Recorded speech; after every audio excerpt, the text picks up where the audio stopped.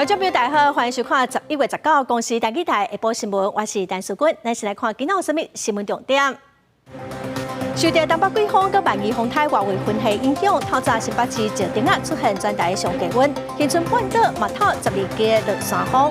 中国正时行西果的豆腐，最近在台湾嘛有人在买，卫生福利部呼吁民众千万唔通买，买来进行稽查。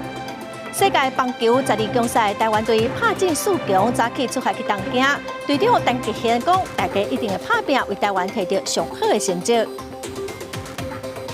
咱先来看，有一个55岁姓曾的查甫人，17甲朋友小招去宜兰的古路林道爬山，中途失去联络。宜兰消防局接到报案，将派人上山去找人，无找到。今仔早起搁再继续找人。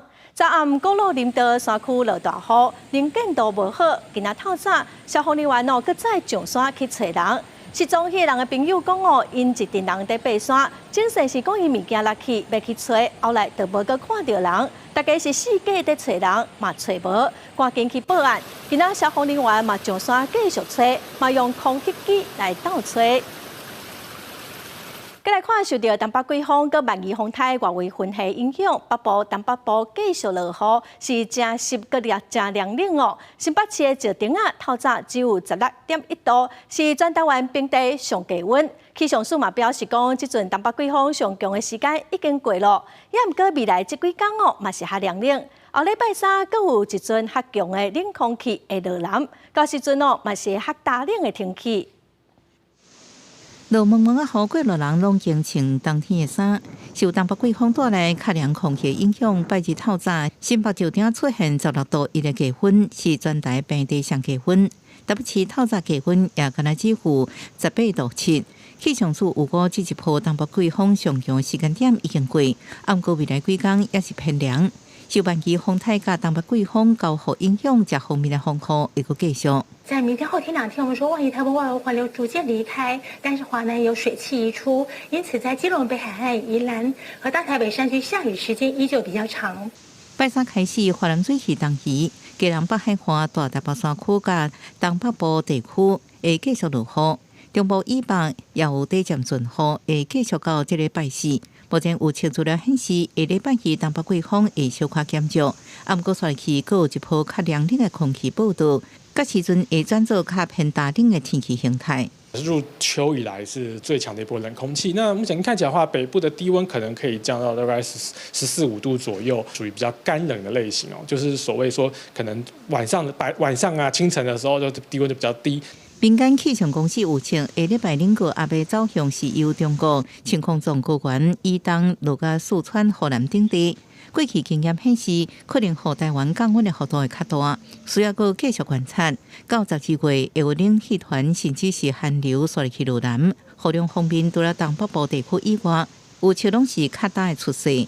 记者综合报道。恒春半岛这2天出现真强的落山风，有11级、12级哦，差不多是中度风台咯。路边的倒摆嘛拢予风扇到。恒春的水母广场一寡老树啊，前2届风台拢无事，也毋过哦，煞互这届的落山风吹到。中风一直受这边指引高雄恒春方向的路牌，记者已经歪起。工作人员讲，原本落雨生成了后，搁互落山风咧吹，才会这么严重。恒春半岛这2天出现真强的落山风，路顶的盆栽树木吹甲东倒西歪，风位门旁撞入来，厝的脚点嘛风吹甲咧震动，行路宽道游客嘛感受到落山风的威力，险啊含人拢风吹走。民众讲风势比前年的风台更较强。我从来没有遇过这么大的落山风呢，好恐怖哦！啊，你哪里下来的？我从屏东过来的。因为昨天我才知道什么叫落山风，原来比台风还可怕。那个风哦，真的好的，因为我体重也没有很重哈，所以差点被飞走。恒春气象站表示，受到万宜风台外围分系，还有东北季风的影响，连续2天测到上大的阵风有11到12级，几乎是轻台到中台等级的风速。只要北方有吹起东北季风，有高压系统存在，那南方又有低压扰动，这种南北的气压记录力够大的话，其实在恒春都会造成比较强的落山风。18号暗时，垦丁大街路上嘛，互吹甲非常明显的摇，嘛有电力设备互吹落。恒春半岛特有的落山风，嘛互当地一度停电。记者王刘婷、柯正准屏东报道。明仔载是赖政府执政满半冬，行政院长杜英泰今仔去立法院报告追加预算案。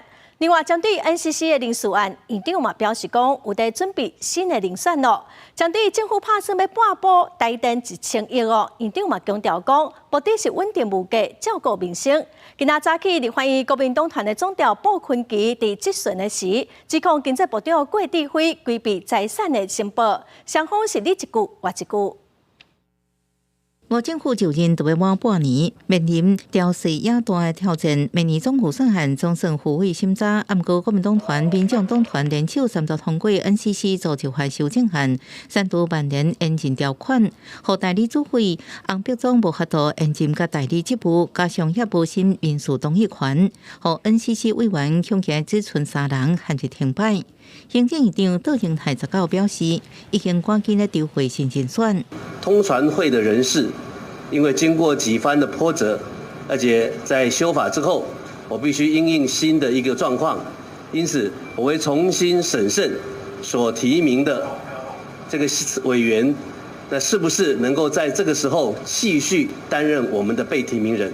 另外，台电已经要钱高达4097亿。行政院对外预算拍算明年半部台电1000亿。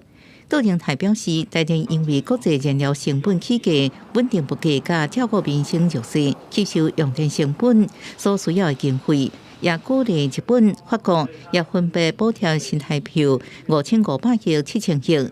不过在野党是无同意，指地零政策不当，敢若是供电备案都一直出来，才要提人民的血汗钱来补贴。我们经济部跟法务部，还有农业部，我们都现在在建立一个平台，防止这些弊病，防止这些这个蟑螂可以再次肆虐这个光电这个领域。它这个财务状况不好的话，在银行的授信这个等级就会下降啊。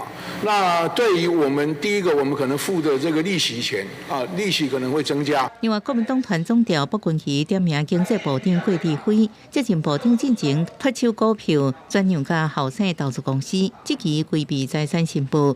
郭智辉反驳，当按照规定申报，双方是一句来一句去。查过你的财产申报，我完全依照法律的规定申报之列。你这个不是下一页，我表示抗议。就是掏空台湾，规避监督，以公谋私。卜君奇也指控郭智辉想要将台积电、顶悬甲下海厂商带去日本发展，为日本向本招商，挖空台湾人才产业。不过杜英泰澄清，是布局全球壮大台湾。记者综合报道。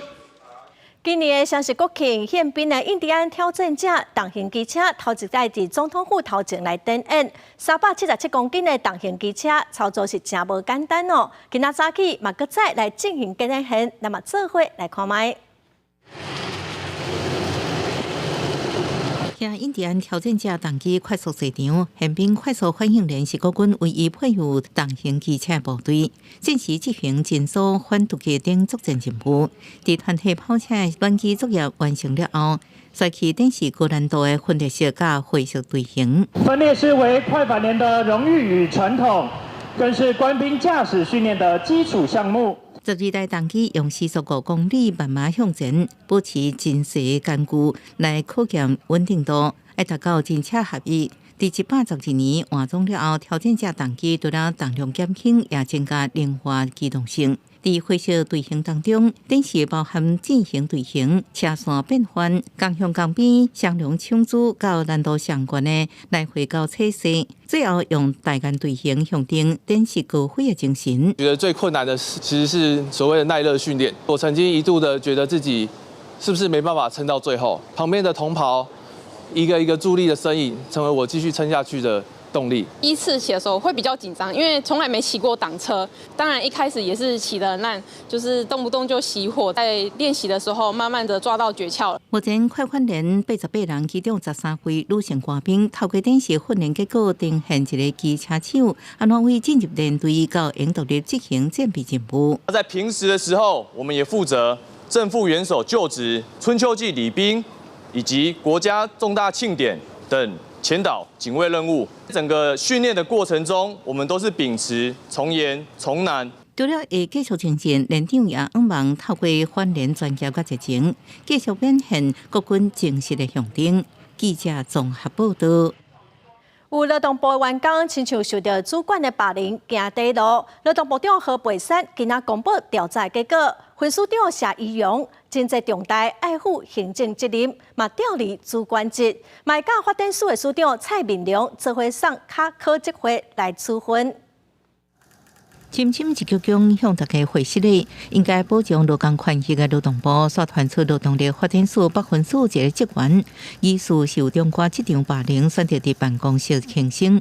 争议爆发几日工了后，劳动部长何培山公布调查结果，即日起将调离北分署长一职，离开原机关，降调为非主管职。第二点，谢宜荣分署长的管理分事以及情绪控管的确有不当。这部分我会将它依公务人员考绩法规定送考绩会议处。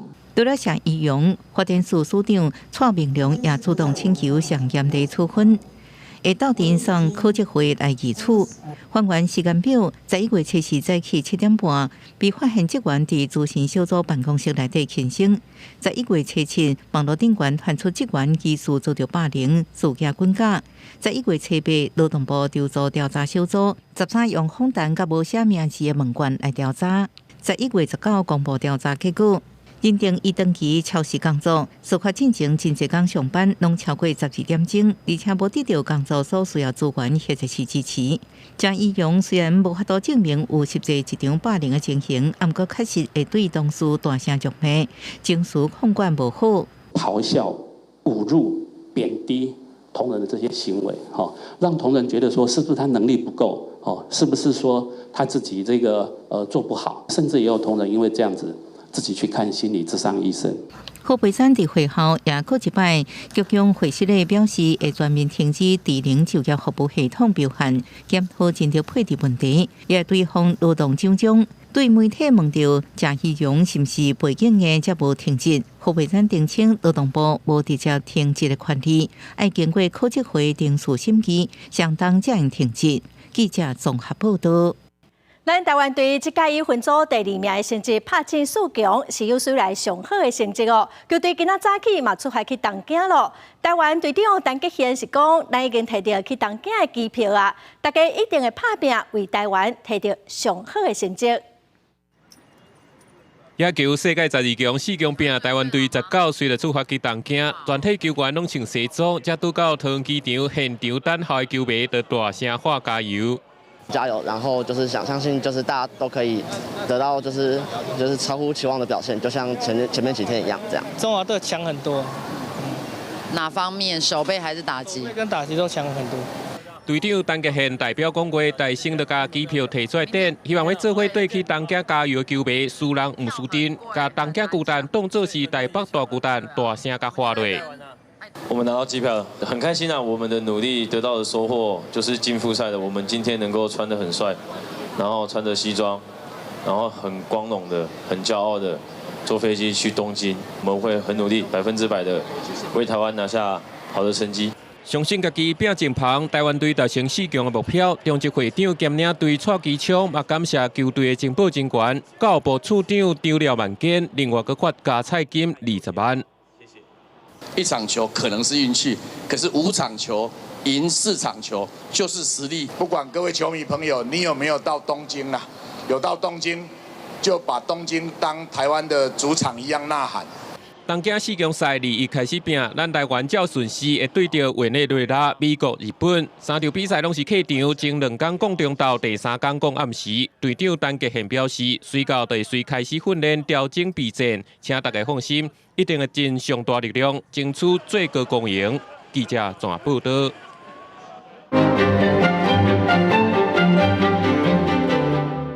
世界12强棒球赛，台湾队进入4强，这嘛是让32档哦。台湾队伫国际大型的棒球赛晋级4强，有卖这个球迷机票、购有门票嘛拢款好咯，要去帮台湾队加油。今仔咱的解破新闻，特别请上员为咱来小解4强赛的赛程。是主播。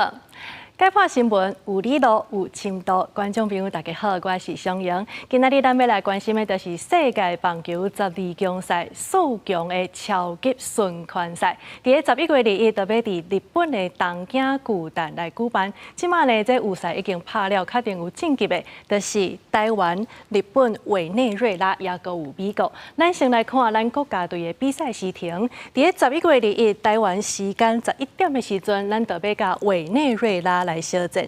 另外呢，过长工11月2日早起11点是甲美国队来相拼。另外落尾呢，就是11月23日暗时6点，咱就要参日本来相拼。这4队呢，全部拼煞了后，11月24就是重头戏。这个战绩排伫个尾仔2名的呢，就是伫11月24日早起11点会来拼季军战，也就是抢第3名。也若这战绩排伫个头2名的，11月24日下暗的6点就会来拼冠亚军。其实这摆的比赛呢，对咱台湾队来讲，就是头一届拼入4强赛。也毋过有较吃亏的，就是因为这拢是伫个日本来比赛，咱是客场的球队，而且呢，咱全部拢是成功，也就是成功球。伫个对这场地无够熟悉这个情形之下，咱就要先出手来比赛。这对咱来讲有影是较有挑战性的。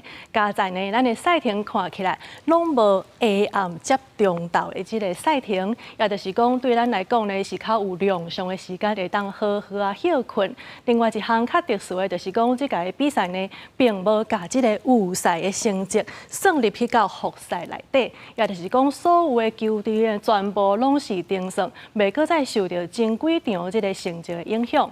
这回呢，咱台湾队拼入4强赛，其实日本队嘛是真愕乐，因为监督也就是总教练前端红河呢，伊甚至讲呢，希望冠军战会当搁对着咱台湾队。今仔日呢，咱的台湾选手也已经出发去到东京，咱嘛祝福咱的台湾拢会当讲出好的成绩。以上就是今仔日的解剖新闻，咱即马甲现场高等向主播。感谢尚银哦，咱继续来关心涉嫌乌市换钱、地下洗钱、计共217亿8百汇款的负责人郭德敏，新北地方法院本地是裁定讲5000万交保，检方控告成功哦。法院将开羁押庭改1亿交保。郭德敏的女朋友艺人钱水君1点钟内就得到装着钱咯，嘛甲人报出来了。检警调查800会馆负责人郭铁敏涉嫌经营线顶博球网站甲地下通汇不法获利达到16亿，到到泰国了后，去年8月押送回台湾，过羁押禁见，今年4月合议庭裁定郭铁敏5000万交保。检方控告了后，过羁押一直到11月羁押期满，新北地县认为无继续羁押必要，检方搁提控告。检方强调，郭铁敏4月第一摆交保用电子镣铐科技监控，暗过5天内电子镣铐事件高达926摆。另外，监控中心通话也常常毋是本人接听，怀疑伊伫测试监控功能，无排除有弃保逃走的可能。新北地院合议庭除了裁定郭铁敏1亿交保，搁限制出境出海甲自己8月，用电子镣铐监控，每一固定时间伫指定住所，家己翕门牌甲面部汇团向科技设备监控中心报道。请各位媒体对我那对这个案情有力的证据调查那平民的报道，这样就是谢谢大家。因为进前红社乌道被对切郭铁敏，媒体追问是毋是有互乌白2道对杀，是毋是烦恼家己人身安全？伊表示无这个问题。伊女朋友钱水君伫社群网站指期，佮要压人出口境，批评检察官蒙蔽法官，家人将人压无要放。指期检察官这闹剧要演到什么时阵？新北地检署回应依法控告，无压人出口境。记者综合报道。再看台南市有一个查某的高中生，昨暗骑电动脚踏车伫北区河尾路甲公园路口，脚踏车互一台细滑的客运是弄甲密密毛毛。加在这学生只有轻伤，警方嘛呼吁驾驶伫倒车道要越正边的时，车应该先驶到上外面的车道，速度嘛要放较慢的，要注意人驾车。对监视画面内底，当看到伫咧台南市河围路口有真侪台车拢按照道路的指标慢慢啊正越。毋过即个时阵，雄雄有一台客运驶真紧，直接对来车道要正越，结果去弄到正手边一个骑电动自转车的查某学生。好在即个学生意识清楚，干那找着伤尔尔。撞击的声音吧，做一个风声。我有该看着，就是迄种核心的啦，核心的弄着应该是。内车道不能右转，你一定要切到外车道才能右转。内线右转，然后外线左转。他目前的科技执法就是要抓这些。当地民众表示，这个路仔口较矮，定定发生车祸，进前就已经有装科技执法，是重点处理所在。因为这个查某学生骑电动自转车，去互客运弄到了后，拖咧行够歹去，强被散行。警方初步调查，这个驶客运姓翁的查甫人，虽然酒测是0，不过无遵守规定来驶车，才会引发车祸。客运驾驶已违反《道路交通管理处罚条例》第48条，将处以600至1808万。详细事故责任由本分局调查厘清中。车祸的肇事呢，已交由相关单位来做鉴定。本公司呢会另外派员来探视呢，慰问当事者。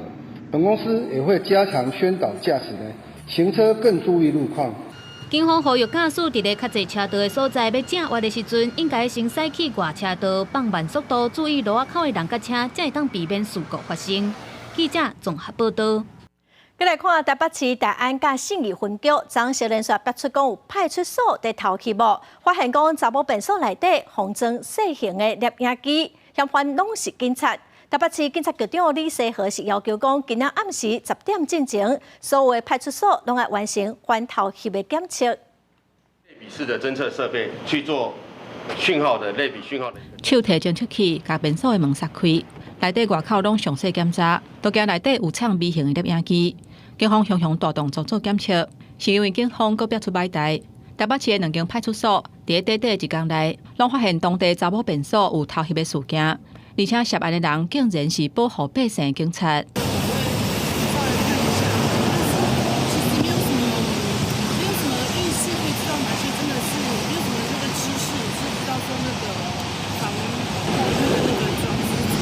警察局啊，出现偷拍不是就很奇怪的事吗？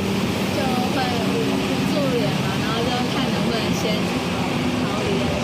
我现在都不太会在公共场合上课，我觉得会害怕这些问题。当然，警察局的便所嘛变甲真危险，毋但警察家己去便所无安全，当然去报案借便所的民众嘛想袂到讲，伫咧公家机关便所性温书会有风险。即马这个代志逼出来，台北市警察局长李世和下令，要求下底各单位19暗时10点进前，都要完成微型摄影机的检测。各单位都在侦测中，目前还不晓得，要看各单位侦测的进度。虽然警方过去嘛有做检测，不过拢是无定期咧进行，都可能会互有心人士受坑受胖。未来建议改用定期检测。微型的摄影机因为真细台，种类阁袂少，要防范是不哩困难。警方嘛讲，民众甲警察来比，因为欠缺检测的设备，凭家己的力量，若要找到微型的摄影机，事务上嘛无简单。出门去便所若有疑虑，建议会当甲本所人，抑阁有吸马桶的等等，可能会藏微型摄影机的物件刷位。不过，这种自保的方式，哪像相对较被动。记者综合报道。今年7月有邦台，也嘛有信台的民众有374871个人，年增加6.3%。平均邦台是591万，信台是106万，人数甲金额拢创新高。想要有家己的厝，刷排厝贷款是排甲真艰苦，搁加上通膨的环境之下，物价是直直起，嘛互国内做伙纳厝贷款含信贷的双大族，搁创历史的新高纪录。爸爸妈妈有一点点就可以付头期款，如果没有的话，完全没有的话要买房子真的不可能。这压力是一定有，只是说就是还是要自己去衡量事情啦，会担心自己收入变少啊。观测认定中心公布上新的数据，全台上大族的人数对2021年的32万多人，一年一直增加，今年是来到37万4871个人，年增6.3%。统计平均大个人爱纳的厝贷款，嘛对2021年无到500万，今年是高达591.7万。信贷金额嘛对无到90万，今年第一摆突破100万，冲关到106.1万。不管是上大族的人数，也是年政府厝贷和信贷金额4项数据，拢总是突破历史新高。全台的房价持续的高涨呢，让这个首购族群或是说投资日常族群呢，如果是头期款比较不足的部分，就会利用信贷来补足。通膨的因素影响之下呢，那如果是房贷族群呢，要兼顾生活品质的话，部分族群会使用信贷呢来增加自己手中的现金。有专家认为讲，因为央行小连续推出信用管制措施，目前房市的前景不明，呼吁民众爱心性评估财务状况，才袂因为厝贷款、信贷两个做伙来面对还钱违约的风险。记者综合报道。彰化一个46岁妇人伊对41岁开始接受不孕的治疗，后来总算有生。也毋过，伫破腹生产的过程，所发现讲妈妈有真严重的心肌炎，随着装 ECMO， 佮接受心脏的移植手术。医师是表示讲，这款周产期心肌炎致病原因佮无了解，年纪上大才有生，还是讲有多胞胎拢是风险。这位妈妈抱出是3个月查某囝，看起来是真欢喜，因为是经过辛苦的治疗过程，甚至险失去性命，才总算完成伊做妈妈的心愿。我一进来剖腹产，我就不省人事，年纪大了，然后生小孩真的都不容易。这个妇人今年46岁，为着要生囝，因为41岁就开始接受不孕症的相关治疗。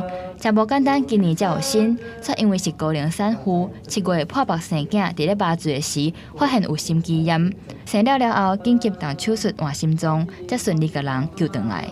我想这个在全世界都算是相当罕见的，特别是能够母女均安，而且都没有任何并发症。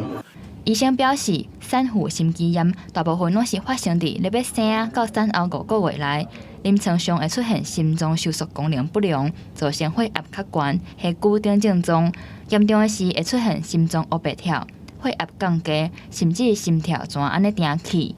若无及时治疗，72点钟内就有可能死亡，致死率有到50%。加在患者有需进行换心脏的手术。那周产期心肌病变，大部分的病人经过照护之后，心脏功能会慢慢恢复。不过也是有一小部分的病人，他是没有办法恢复的，他可能需要严重到需要走向心脏移植。医生表示，目前发生产妇心肌炎的原因，也搁要进一步确定。不过高龄、多胞胎、体重相当，拢有可能是风险。产妇除了爱定期检查，若有无爽快症状，嘛爱量早治疗。记者综合报道。立法院内政委员会2日要审查国土计划法的修正草案，婚姻馆长张丽仙甲立委今仔日提出国土计划法征收农业权立法的公文书伊问讲要来争取农民，还是讲农地有特别牺牲，就爱有特别补偿，要来保障农民的权益，让农地有公平正义。婚林是农业大国，不过婚林管府认为讲，伫咧国土计划法的架构，农业发展地区袂当任意改做非农业使用，互民众的财产权甲土地利用受到限制，所以提出国土计划法应该列入农业权，落实公平正义。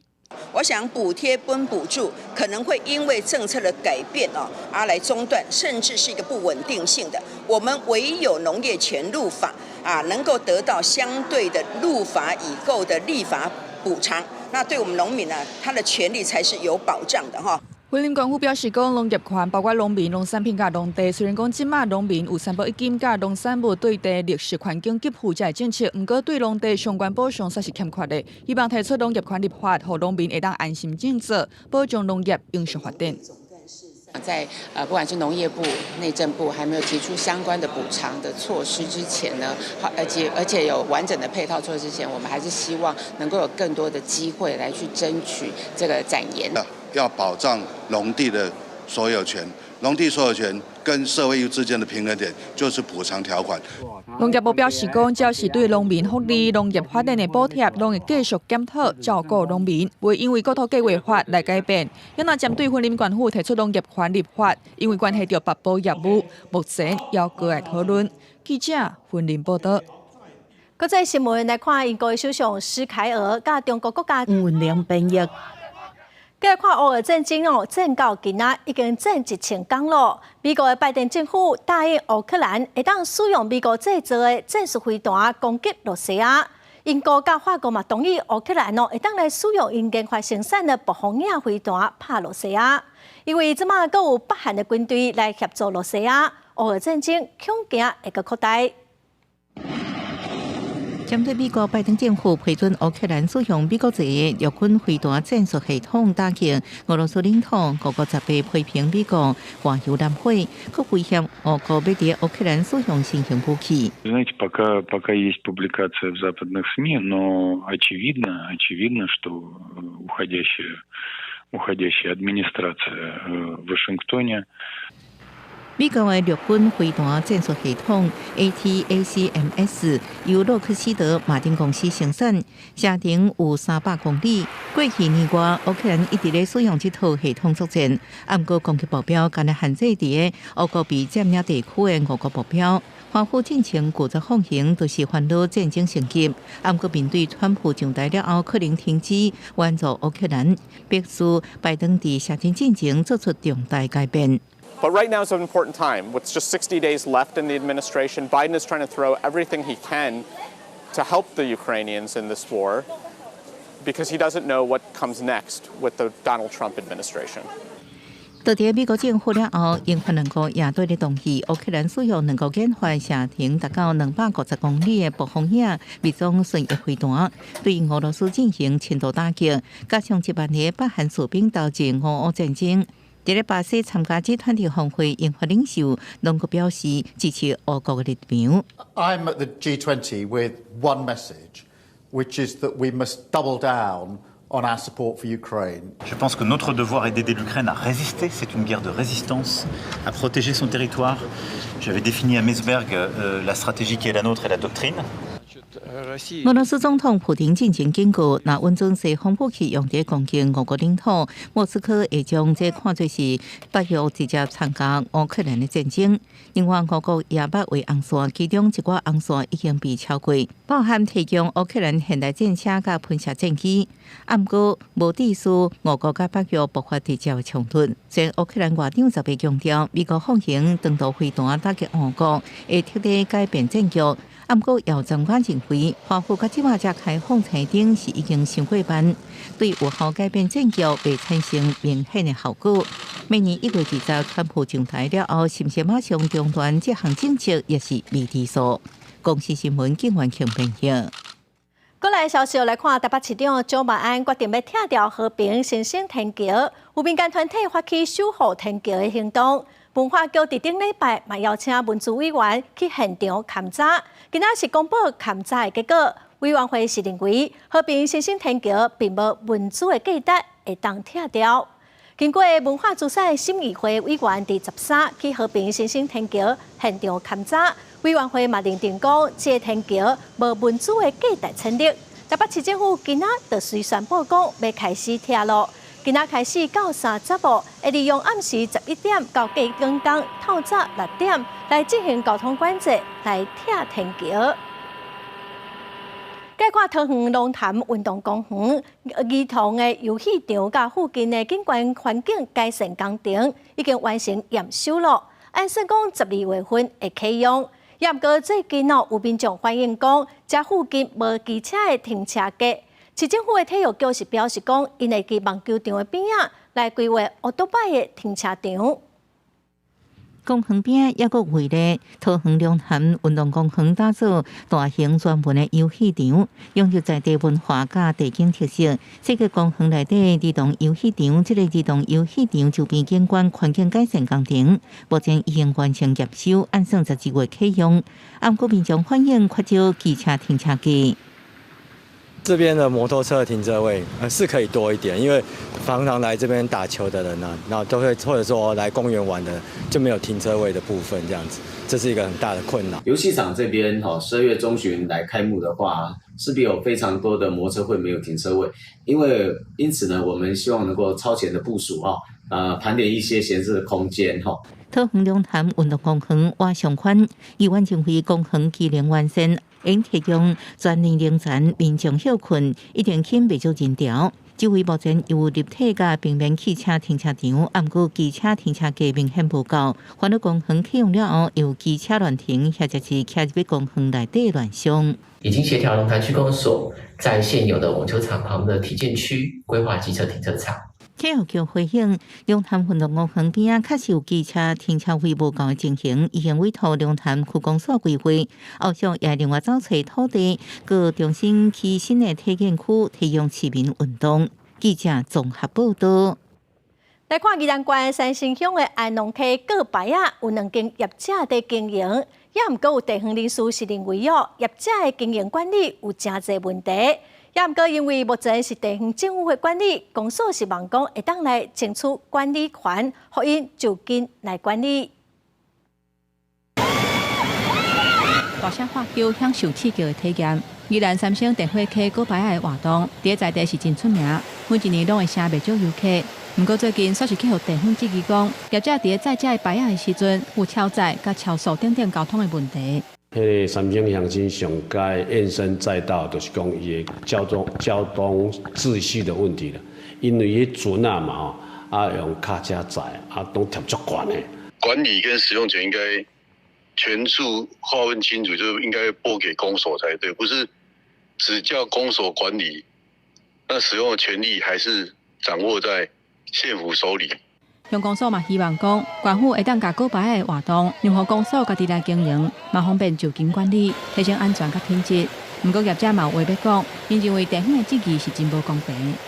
阮将来毋捌发生过一件交通事件，游客部分，我嘛毋捌互游客受过一项一件重大的迄个意外灾害。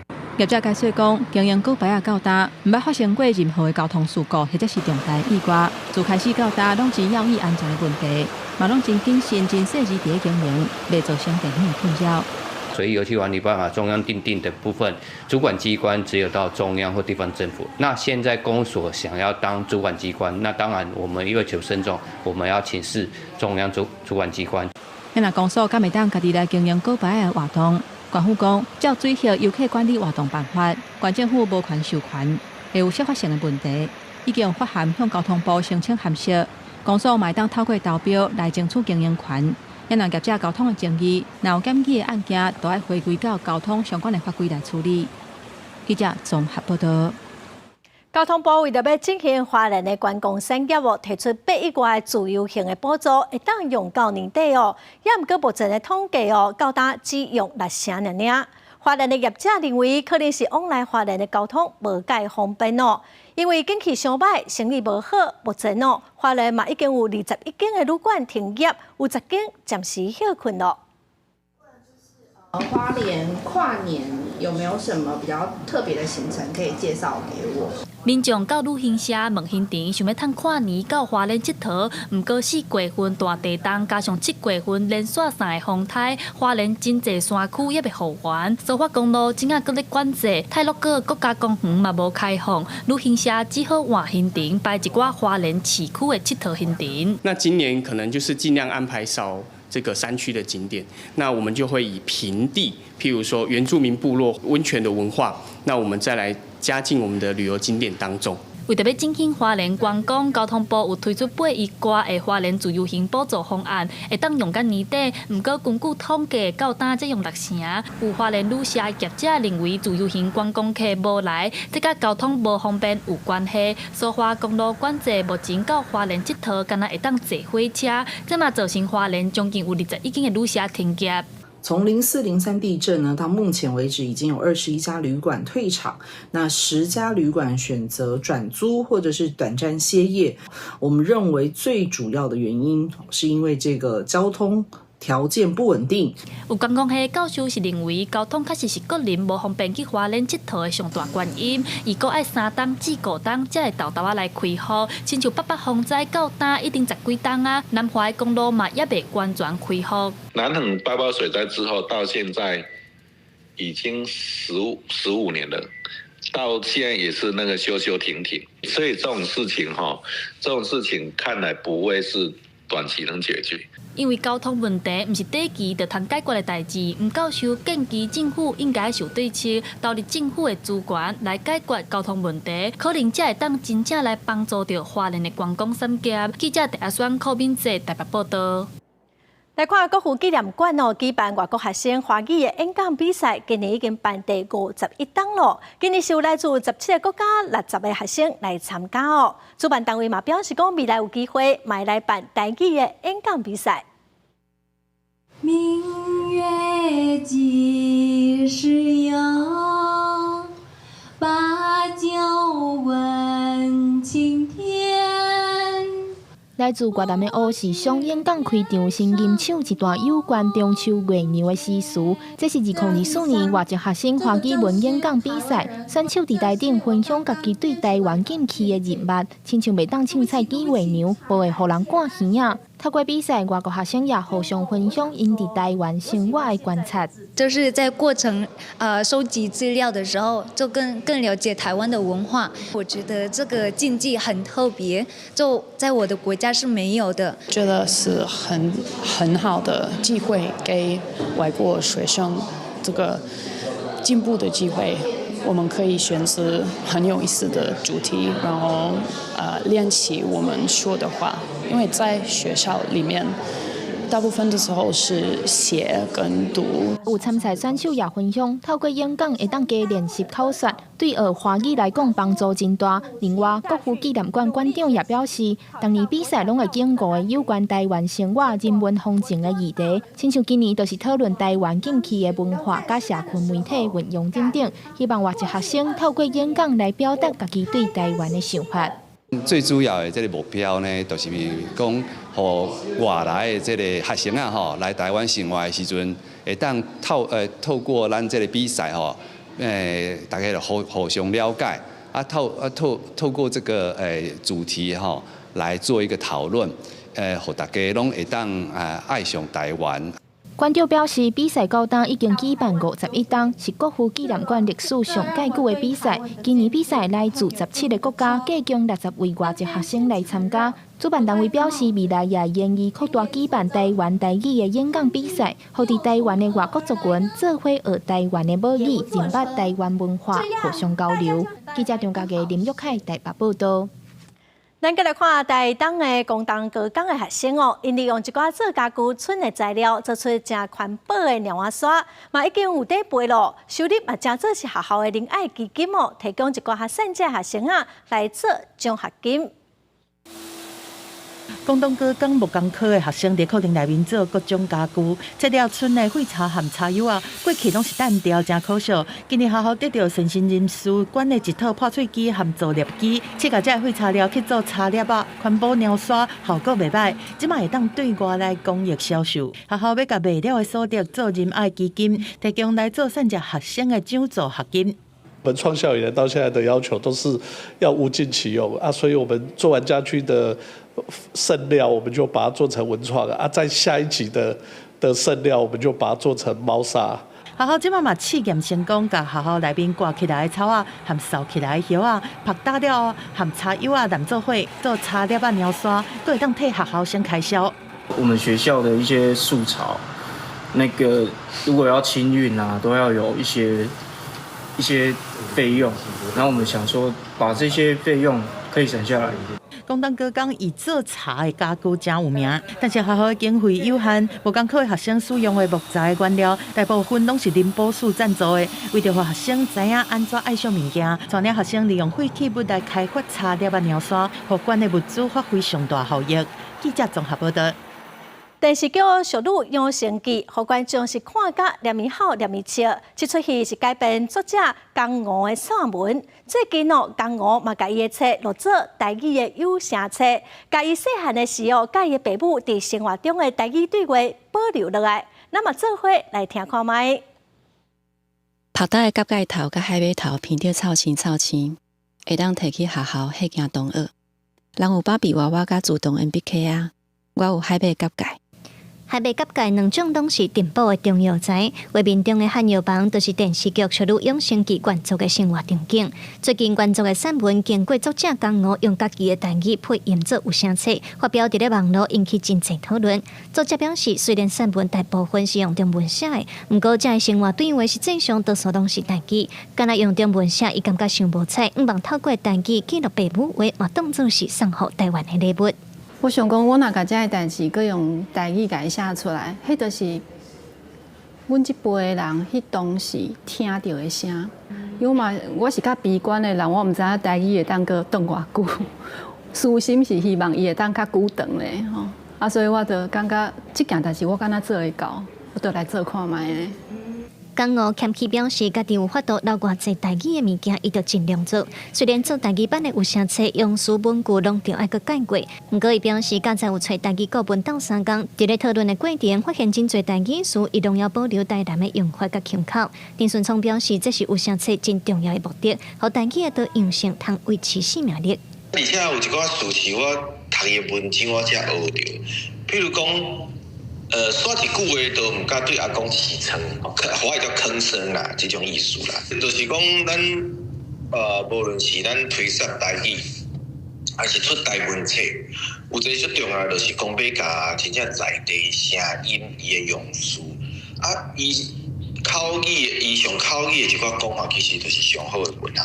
江湖表示，《俗女养成记》的台语有声册目前拍算胜出10集，嘛有收到真侪民众热情的回应，互真侪人想起30-40年前的台湾生活，想起足侪台语的讲法，嘛互伊对台语写作有更较侪勇气甲鼓励，毋望台语的路行会久长。记者卢尚如、谢桂林台北报道。下播报的天气，咱来看各县市详细资料。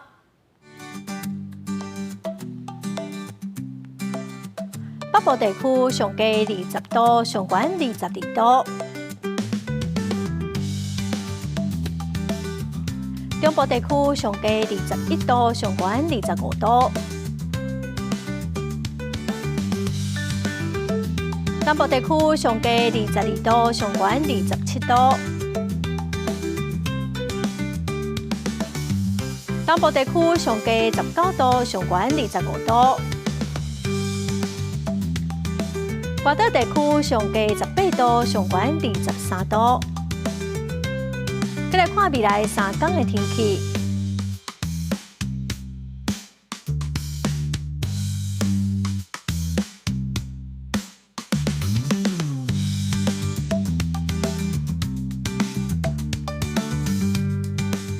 感谢观众朋友收看今仔的报新闻，我是陈淑君，明仔载报3点，咱再会。